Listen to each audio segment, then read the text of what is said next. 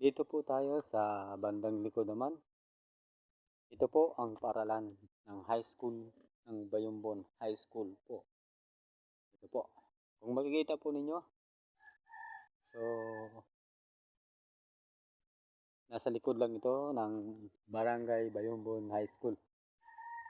So ito po may tanim din tayong kamalunggay dito. Ito po. Kahit sa gilid ng paaralan. Ayan. Mayroon din tayong tanim na saging dito sa likod. Ayan. Kung makikita po ninyo, ito po. Saka, mayroon din tayong dito sa likod na kamalunggay. Yun ang isa. At ito ang isa.